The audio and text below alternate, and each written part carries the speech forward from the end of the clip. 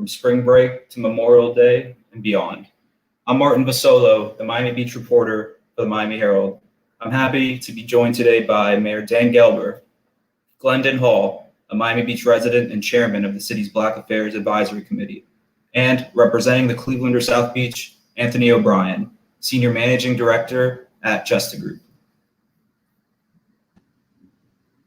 Thanks for joining us today, guys.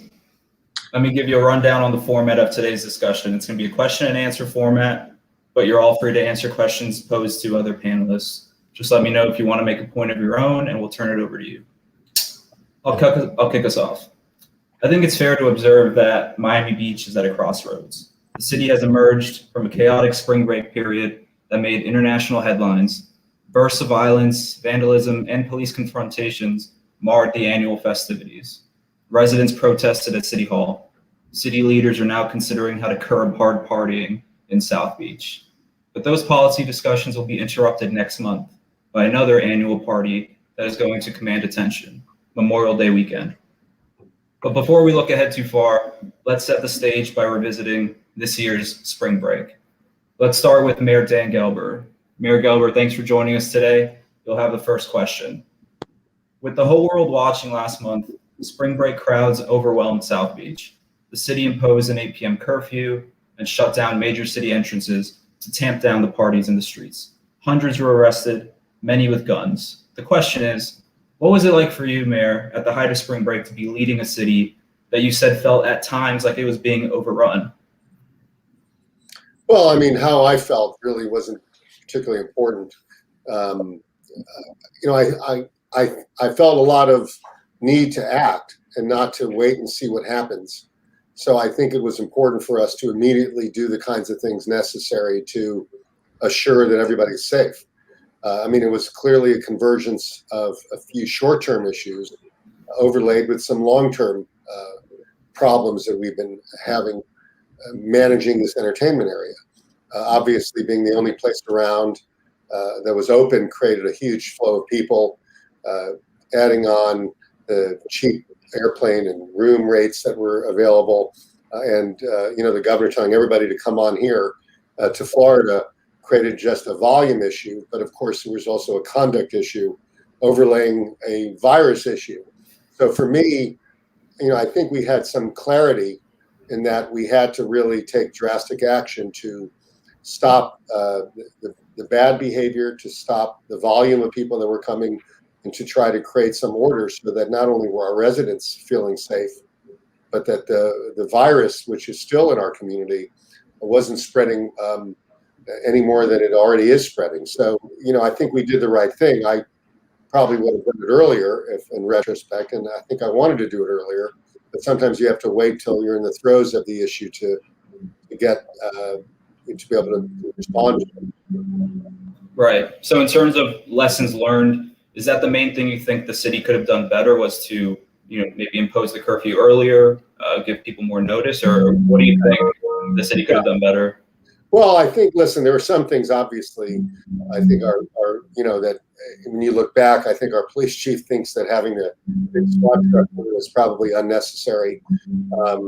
But clearly, we should have imposed the curfew earlier, and we should have given notice of it. I think I actually raised it at the Wednesday meeting before we did it on a Saturday. Instead, what we did is we waited till a Friday night that was beyond the pale, terrible things going on, and Saturday we announced both the curfew and the stoppage of traffic on the causeways, and the result was we didn't get the word out because we couldn't get the word out fast enough to everybody. And I give my cell phone out to everybody in the city, and I believe me, they were using it from 1 a.m. to 5 p.m. 5 a.m. Calling me really understandably upset that they were stuck in 4 or 5 hours of traffic without really adequate notice. And I think that's on us. In the future, I think if we expect that these things are going to happen, we shouldn't act reactively. We should act in front of it. Even if it doesn't prove to be a problem, that's probably because we acted, and that's exactly how it should be. Right. And you mentioned, the police presence, the SWAT truck. I wanted to bring in Glendon Hall, chairman of the Black Affairs Advisory Committee and a Miami Beach resident. Glendon, Miami Beach has been criticized for its messaging and enforcement action toward majority minority groups that visit during spring break and Memorial Day weekend. you were as close as you can get. You were on Ocean Drive when police brought in the SWAT truck, fired pepper balls to enforce this 8 p.m. curfew. Do you think the police should take a more hands-off approach for future high-impact periods? I know it's a multi-pronged solution that you have proposed. Well, I think in any of these circumstances, there's no silver bullets. There has to be a toolkit of different things that can be used to help the situation. And I believe that the police and the folks that I was embedded with were doing a great job with the goodwill ambassadors dispersing the crowd and helping out the visitors and residents to navigate what was going on. And I don't think the goodwill ambassadors get a lot of press, and they should be even more emphasized because they are the first people out that residents and especially the tourists should see as a helping hand versus being engaged by the police. So the Miami Beach PD does a great job on that regard. But as I was mentioned earlier, there was a confluence of bad events that occurred. There were some issues that I pointed out, of course, while the 8 o'clock curfew was going on. And as the mayor stated, a lot of people didn't know anything about it because it was kind of done at the last minute. But the goodwill ambassadors were doing a great job with the police of dispersing the crowds and giving everybody to move on, etc. And then the SWAT truck came in from Coral Gables. And rather than focusing on de-escalation, which should be the main purpose, everything was escalated by that. And it caused a lot of problems. And I think after that truck shut up, everything kind of went down the hill. So I don't think the city itself, the PD, should be a hands-off approach, but we should be emphasizing the messaging from the beginning. That, I mean, back from some years ago, the city had a program called Respect the Scene, where they would use influencers from the Miami Heat, like Dwayne Wade, Adonis Haslam, that kind of basically said to everybody, look, we welcome you. Come down, have a great time, but respect the scene and party responsibly. And that was done with a lot of emphasis, a lot of PSAs. From the time people came off the plane on the airport, they would see this information and say, look, we welcome you here, but there's certain behaviors that are not going to be tolerated, and don't let a small group of people cause a problem for everybody. But that's the sad thing. A small group of people cause these problems, but yet a broad swathe of the people who arrived there who were nonviolent, who were there to have a good time, were blamed.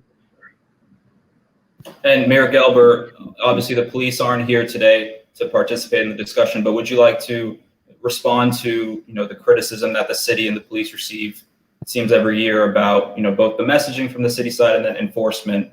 I know you have said that police are enforcing conduct, not the color of someone's skin, but if you'd just like to speak to that. Well, yeah, I mean, listen, I think if you saw, everybody in the world saw these videos of conduct that obviously nobody would say was appropriate, and nobody would say was was tolerable. It was outrageous. People, fighting, running and ransacking restaurants, jumping up on cars, and that, by the way, doesn't include the shooting. And we took over 100 weapons. Doesn't include the shootings and some of the other things that were happening. So the conduct was beyond the pale for some people. And I think Glenn's right. It's not like everybody here was, was doing stuff that was wrong. But I would say this, and that whatever the messaging is, we should have an expectation, whether there is or there isn't messaging, that people aren't going to act the way we saw in the videos. That's just, I mean, it's not as if if we message people the right way, they're going to not jump on cars and not brawl and not tear restaurants apart. That happened. And there's just no way to look away from that. So we did obviously address conduct and only conduct. And I think the police were put in a very difficult position because they were asked to really create order where there was a massive amount of people in disorder. And when I say a massive amount, let me put it to you this way.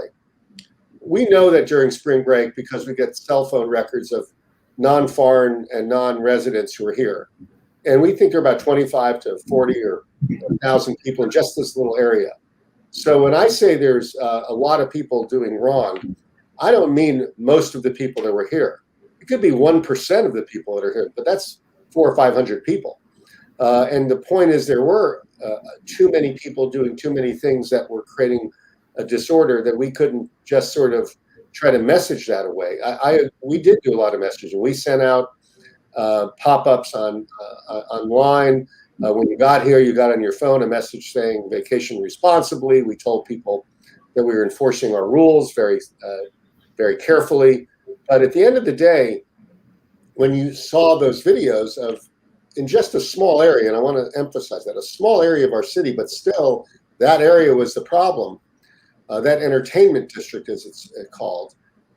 I think our police were put in a no-win position, because when you have to put your hands on people that often, and they were, we all know that, it's dangerous for the police. It's dangerous for the people that they're arresting, who often, by the way, are here came to an entertainment district to drink and might be smoking pot or something. So you've got people who might have impaired judgment, and the police trying to control them, and bystanders. I mean, it really was.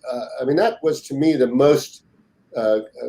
most concern I had were all these arrests, because I think that puts everybody in jeopardy, and nobody wants to see that. But because we really didn't have a choice, because the conduct was so extreme, it really was problematic. But I think Glenn is a very good resident.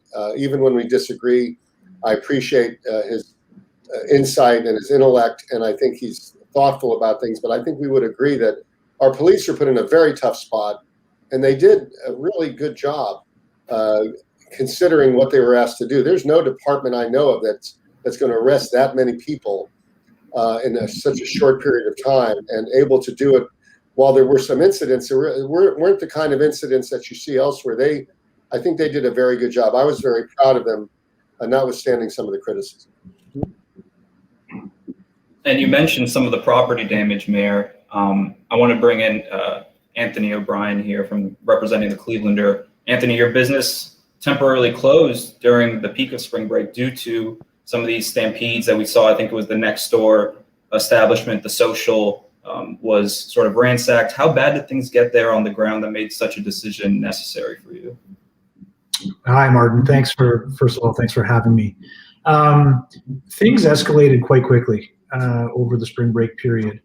And, I think I just want to point out to begin with, it was almost a snowball effect in terms of what caused that crowd to be so concentrated in the area.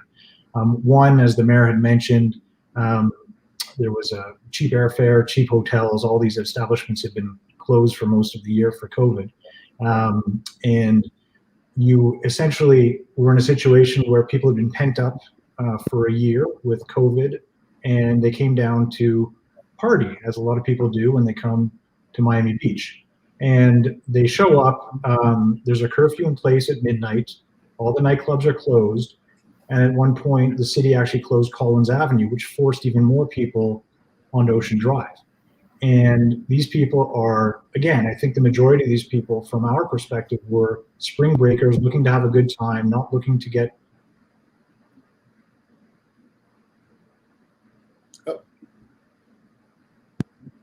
Because I think we're having some connection issues there. Anthony, you back with us?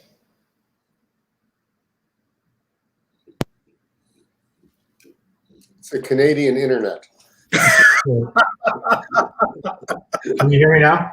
Yeah. Yes. Yeah, great. So as I was saying, I think we had a huge amount of people in Ocean Drive under the situation, and they were basically trying to force their party into the hours of the day because of the curfew.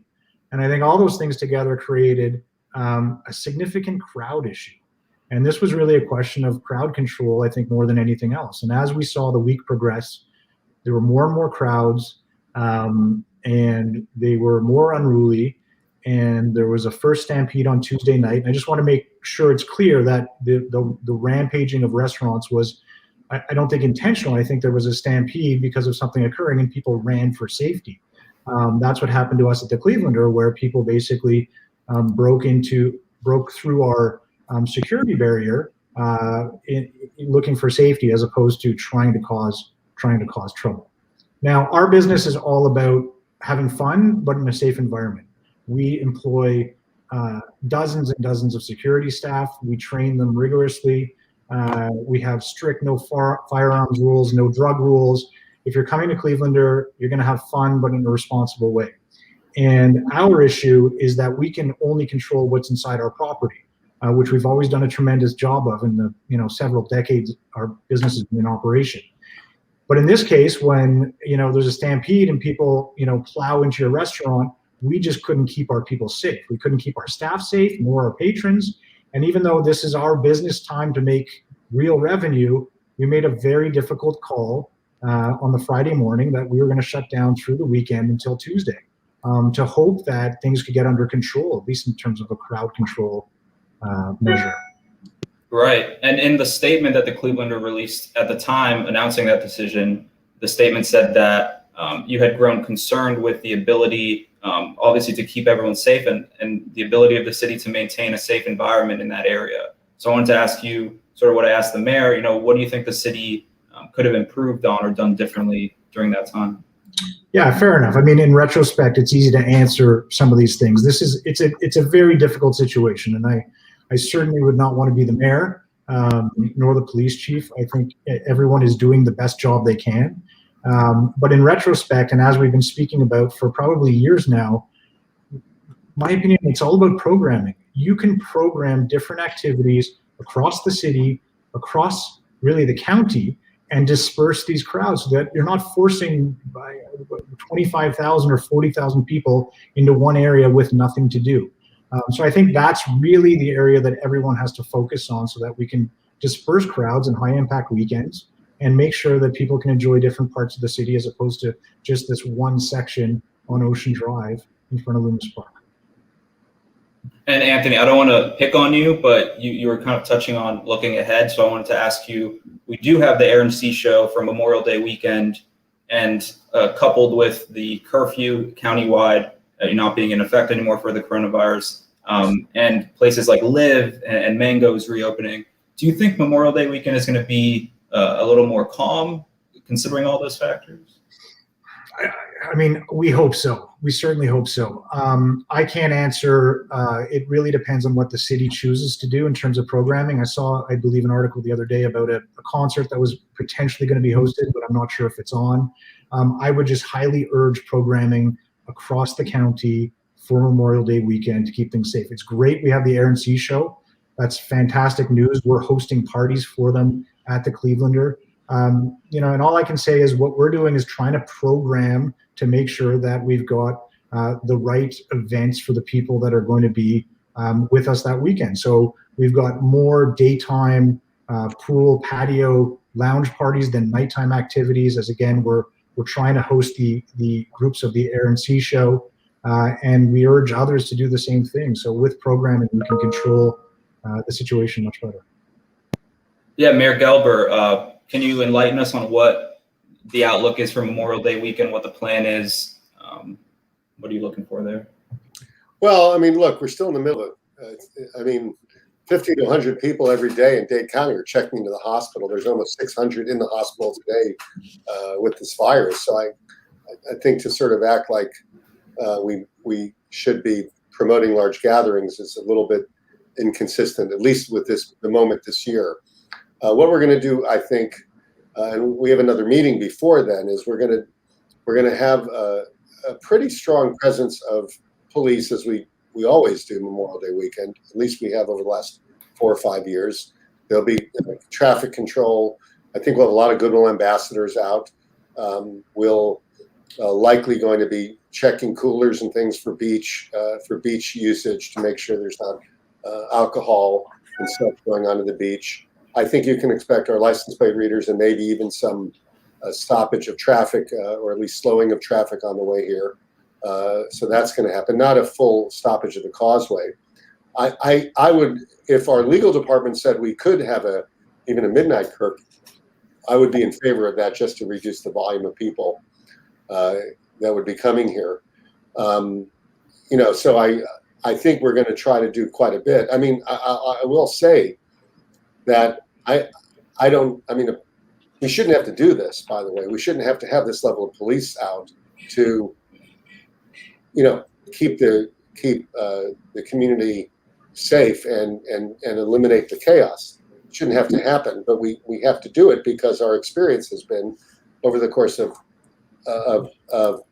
years. Those weekends are very difficult. We have dozens of drug arrests, sometimes that many aggravated assaults.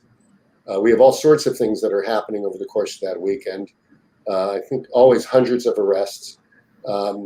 It's very challenging. I mean, I think there's a long-term conversation that I've been pushing since I've been mayor that we don't need an entertainment district simply because it's just not consistent with the city's, it's just too hard to govern and it's inconsistent with what the city really aspires to be.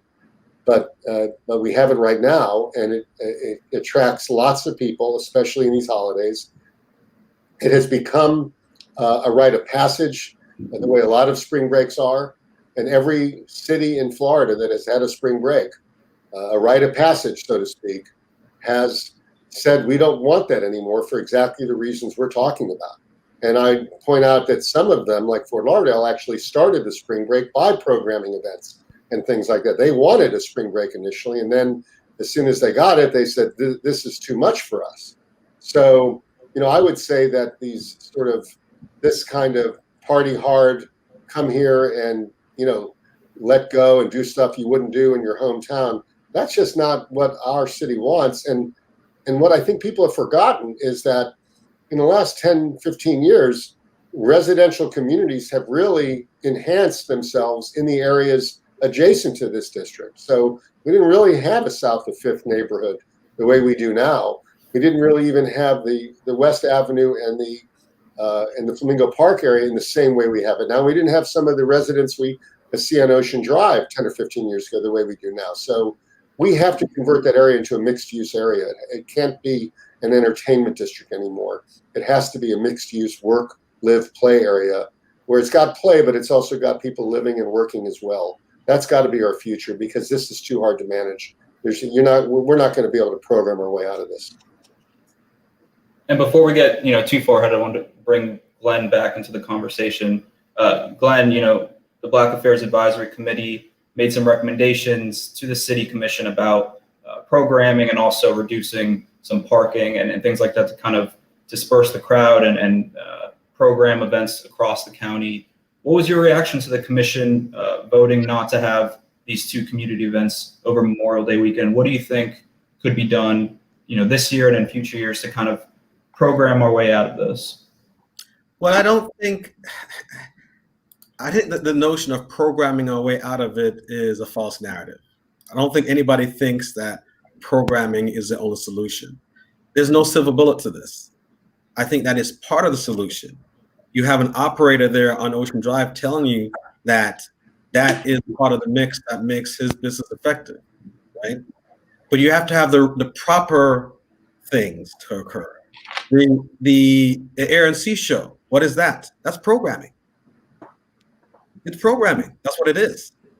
But now you have to add something else after the Air Sea Show ends. What happens then? Then it's empty time, and you should have something else. Well, I think before there were some plans on maybe having something at Pride Park, and and also spreading the different things around. There's economic development that needs to happen in North Beach at the band shell. There's things could be happening up there. We could be programming. The county not only should supply us with police, but also help us with our programming and our crowd control. Because for me, the program activities is also crowd control. If you can have people up at Hollover, you can have people at Virginia Key, and have people in different parts of the city, Mid Beach and North Beach, you're distributing the crowd so not just concentrated in one spot, right? And giving things for people to do. And I'm not just talking about just activities just for the sake of activities. There, for example, there's Gumbe Festival. The Gumbe Festival was going on since 1976 in the Grove. That'd be a wonderful thing to bring to the beach. We have a large Caribbean and Bahamian, specifically, diaspora here in South Florida. And in fact, the Bahamian history is Miami Beach history. The Bahamians were here before us, right? Before Carl Fisher showed up. So that is that's a historical, cultural, music, art, all that stuff, family-friendly events that could occur on the beach, but it doesn't have to be in South Beach. You could be in North Beach at the band shell. So all these different things bring a different clientele to the beach. A family-friendly vibe brings money to the beach, but also distributes those activities across the beach, right? So it's not just concentrated in one spot. So programming isn't the answer, but it is part of the toolkit that you use to help solve the problem, just like the Air and Sea Show is doing right now. Right. And now I want to touch on, just South Beach, the future of this mixed-use entertainment district. I know the mayor touched on that. Is this era of the Party Hard district coming to an end? The commission last week voted to, at least preliminarily, put into place a 2 a.m. Last call in this small party district, the entertainment district. And while the details haven't been totally ironed out yet, it's a significant step in a city that in 2017, voters rejected that 2 a.m. last call. So Glenn, I wanted to bring you back. You are an economic development professional. So I wanted to ask you, what kind of an economic impact do you think this 2 a.m. last call would have on businesses who for years have planted roots here because it is an entertainment district? Well, I'll tell you something. I have to agree with Richard Florida when he mentioned in one of the past commission meetings that the city now is, instead of this live, work, play, it's play, play, play. I mean, it's overwhelming. There have to be some safeguards and some changes to what's going on in the district because it's unsustainable. The same thing happened in Fort Lauderdale. I grew up in Fort Lauderdale. The same thing happened. It just came unsustainable. It just couldn't go on like that. The business model didn't work. So we can't do the same thing and expect different results. That's the definition of insanity. So things have to be changed.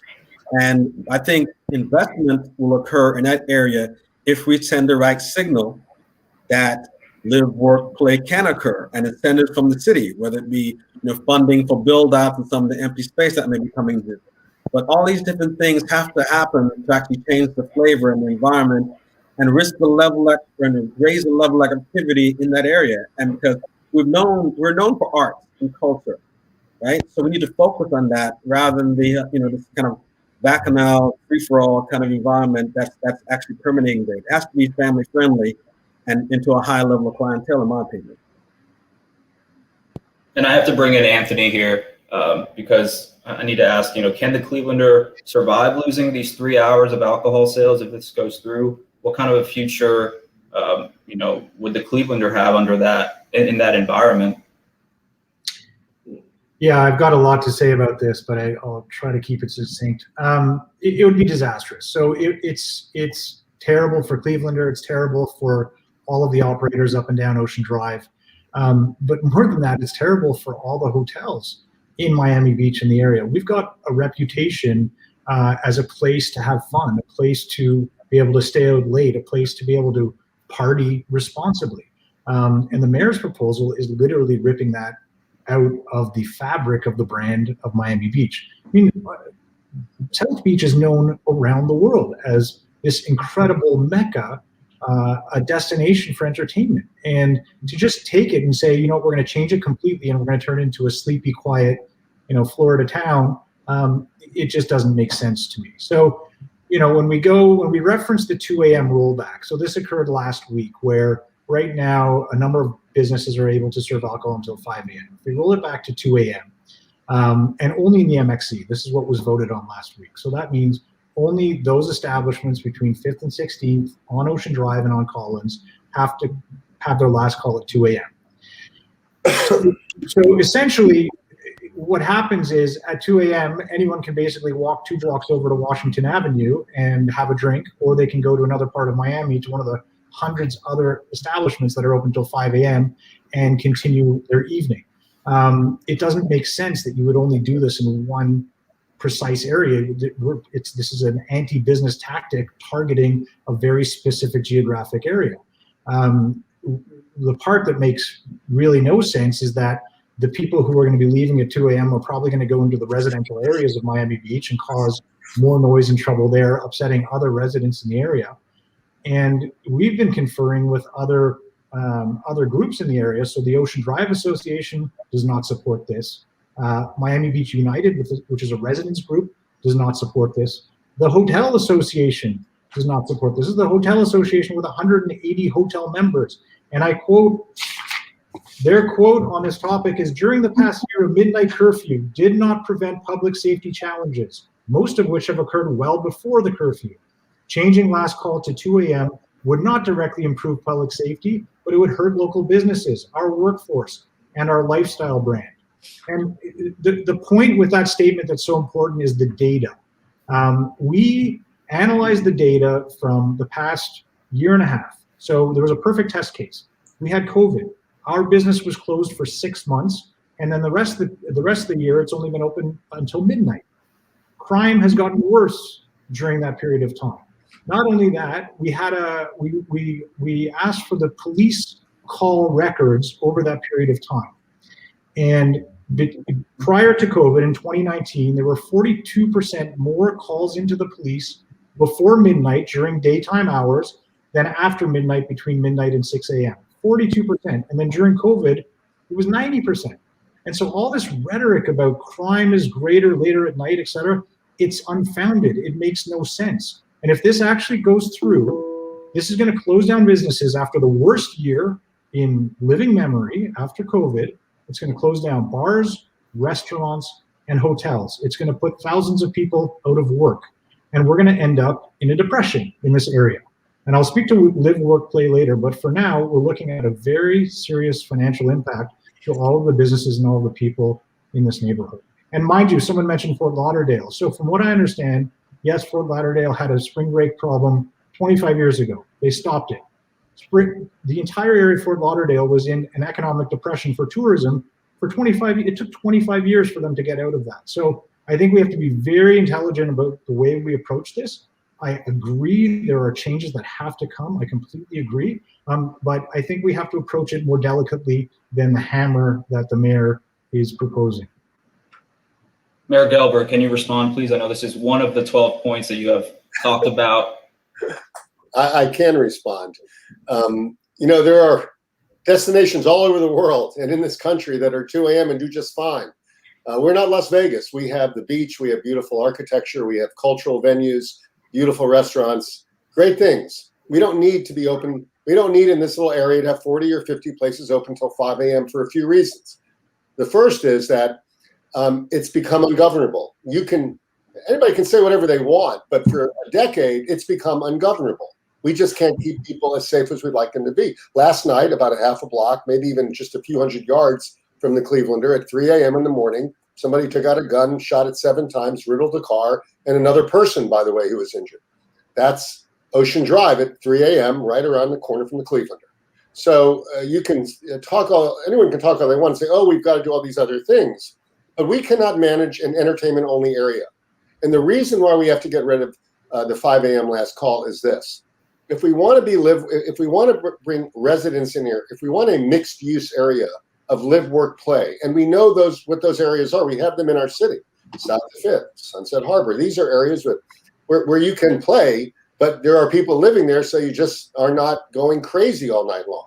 There are beautiful areas like this all over the country that are destinations that people do quite well in, that businesses somehow manage to make money on an ocean on the most beautiful strip in the world. They find a way to make money in that horrible environment. Well, without having to stay open until 5 a.m. So the reason why we have to get rid of it is nobody will invest in an area that has 50 bars in it open all night long. Nobody is going to build is going to want a business or a shop or a residence in that area because it's too massively troubling.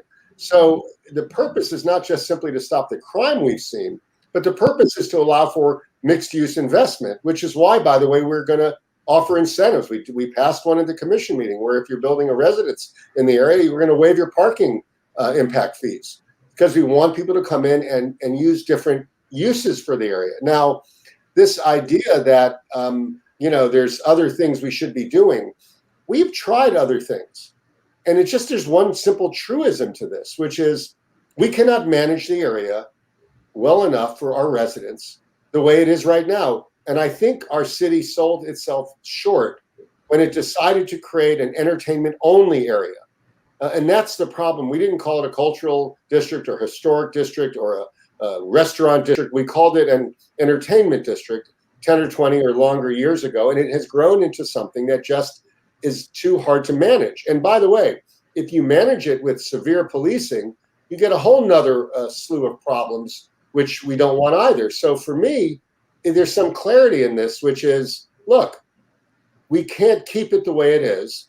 And the folks that like the current business model that have invested, and I love our businesses. I do. I love that people have invested in our city. But this business model of all-night hard partying is not something we can tolerate in our city anymore, especially in this focused area, which really ought to be a cultural, architectural deco center more than it is simply come here and go crazy all night. So yeah, I'm coming in with a sledgehammer, and yeah, we're doing a lot to get rid of it because, frankly, we believe that the business model there has to be different. And I'm sorry that it's going to impact some people differently than others, but I can't, that the money isn't worth it to me if I don't feel safe, if my residents don't feel safe, and the images that are coming out are things we don't want. The Clevelander, for instance, in the middle of spring break, posted a huge poster that said misbehavior welcomed or encouraged. And I know it was just a joke, but in the middle of people rioting, we had one of our oldest entrepreneurs with a huge sign encouraging the misbehavior. And I understand you all apologize for that, but it really goes to tell you that we don't want this anymore. We just can't control it, and we don't want to try because there's too many bad things that can happen. So what we want is a beautiful live, work, play area. It's the most incredible, iconic strip in the world.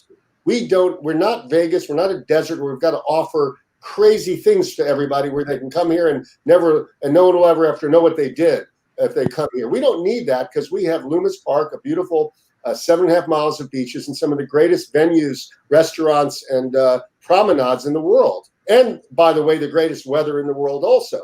So we don't need any of this other stuff. We want our businesses to make lots of profits, but not do it by creating an entertainment area that is so focused on all night hard partying that nothing else can go there. Glenn said something at the beginning of this. He said, nobody goes to Ocean Drive anymore. That's all you need to know. If our residents don't feel comfortable going to the most iconic promenade in the most famous area of our city, then we have to do things differently. And I'm not going to do it incrementally. I'm going to urge the commission to act strongly. And I feel badly for folks that say, well, if I don't have 2 to 5 a.m., I'm not going to make a living here anymore. I'm hoping you can, because I like your place. I do. I think it's a beautiful place. It's one of the unique architectural areas in our city. So I want it to be sustained, but we can't sustain it. We can't sustain it at the expense of a business model that is dangerous, that is ungovernable, and that isn't who we are. We are a cultural center. Maybe we weren't 30 or 40 years ago, but we certainly are today. And we can program great things, and we have been, and we'll program even more. I'd like to spend $2 million in the next year programming things for our city, but I want art shows and jazz festivals and things that are very consistent with an art and cultural destination, because that is what I think our city is trying to be and has become. It's not a hard party city. And that's just the honest truth. And Anthony, would you please respond to that? Yeah, I'd be happy to. So one of the reasons I'm on this panel, I'm not the guy running Clevelander. I work for Just a Group. We're an international private equity group. We own resorts, hotels, office buildings, residential buildings across Canada, the US, and Europe. And my background is development. So I've developed for the past 20 years huge mixed-use projects. There's one sitting behind me here, which is a 1 million square foot property we're developing middle of Montreal. That's got historic buildings, probably the most important chateau in our city.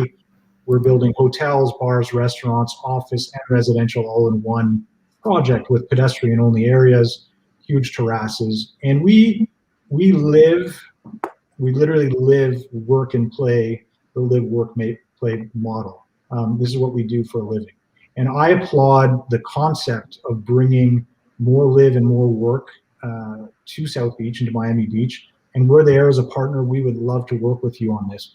But I don't feel that there's a financial model or a business plan in place that's going to make sense for your strategy. And as I mentioned before, this 2 a.m. rollback is going to close a ton of businesses. Those that remain, let me give you a bit of sort of real estate overview in terms of value and economics in Miami Beach, because we've been very involved in buying properties there over the past few years. So the value of a hotel room in Miami Beach right now is somewhere between $300,000 and $500,000. So you buy a property that's got 100 rooms, it's worth $30 or $50 million. The average value of, and I looked it up this week, the average value of a residential unit overlooking Ocean Drive in this area is about $500 a foot, which is about half of that of a hotel. So if we took these properties and we turned them into residential, the value automatically would be cut in half. And then if we focus on the restaurants and bars, I know that one of the concepts was boutique office. I think replacing certain ground floor restaurants and bars with boutique office concept. So office space typically rents for around $30 to $50 a foot in that area, specifically boutique office. And the Ocean Drive restaurants and bars are probably more in the range of $100 to $300 a foot. So there's a financial difference of about 90% between those two. So you've got a slew of investors and property owners sitting here looking at this saying, the proposed model is actually going to decrease the value of my real estate significantly. I'm talking 50 to 90% in terms of the numbers that are actually real in the market right now. So I would urge that, yes, talk to professionals. Richard Florida, fantastic urbanist. He's a brilliant guy, but you've got to build financial models behind it. And incentivizing by taking away parking, that's not going to do it. And the reality is, the other challenge we have is this is an Art Deco district. It's protected. These buildings have to be protected forever. That's what makes it so beautiful. We can't go build towers on top of them. So how do we add the density for residential? I think this requires a lot more thought. Again, we are so happy if we can be at the table with you and work through this together. We want a long future for the Clevelander and for Ocean Drive and for the MXE. And we want to make it as great as possible and better than ever for all the visitors that come in around the world. And Mayor Gelber, I know, was it in your initial proposal for the 2 a.m., there was a carve out for some businesses to be able to apply for a 5 a.m. Do you think there's any compromise to be had there? And also, has the city been put on notice by some businesses about potentially pursuing legal action over this 2 a.m. proposal? Yeah, well, the Clevelander has told us they're going to sue and send us letters. If the rest of the city is essentially, other than Washington Avenue, is 2 a.m., there are some places grandfathered in, very few elsewhere. And one thing I would answer is, most places are 2 a.m. It's not as if this business model of 2 a.m. is some, nutty thing I drew out of air. It is what most places are. Most of the restaurants are. And many, if not most, of the bars are. There's just 40 of them in this one little area that have decided that this is the clientele they want. It's a sort of a hard partying group. So I don't believe that there's just that this is sort of this sort of rudimentary business model that we're throwing out there just could never work in the area. You have to be open till 5 a.m. because there are plenty of very successful places that operate till 5 a.m. Maybe they have a different model in a sense that maybe they're serving different things, and maybe it's a smaller crowd and more expensive. I don't know, but I know that up and down this area are 2 a.m. establishments that have been there for a long time and are doing quite well. But the other point is, I do recognize that we can't just simply say, we want you to convert everything without understanding the cash flow implications, which is precisely why we are meeting with folks who might be interested. We are getting ideas. I would put something on the ballot if it would help people maybe build over the alleyways behind to sort of give them a little bit more space so that their cash flow can improve. We're prepared to consider ideas, very serious ideas, that improve the attractiveness of a sort of a redevelopment to mixed use in some areas in this district. We're not only prepared to consider it, we're looking for it. And I've been meeting, as the city staff have, with lots of folks who have ideas, not just like Richard Florida, but people in the industry themselves who do what the Digestive Group does. And we will consider those, and if they work, I'll put them before the voters, or our commission will consider them. So we want to do not just sticks, but carrots. But the problem is you can't do mixed use if you have this huge concentration of all-night bars everywhere, because who is going to want to have another function there? And by the way, if you go up and down Collins now, you will see exactly some of the places I'm describing there already.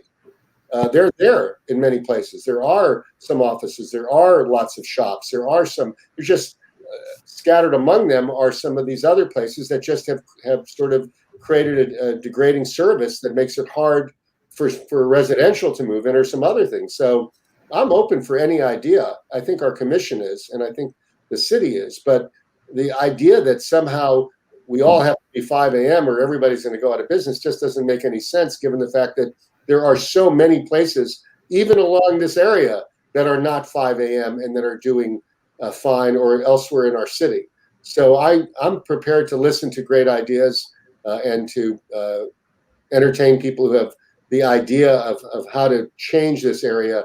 It's a magnificent area, but right now it is just too challenging, and there's no reason why we have to endure it at the way it is right now. Well, I know the commission will take that up at their next meeting in May, and I just wanted to thank everyone for participating today. That's all we have time for today. You can follow the Miami Herald's coverage on this ongoing discussion at miamiherald.com. Thank you guys so much for joining us. Thank you. Thanks, guys. Thank you. Take care. Have a good day.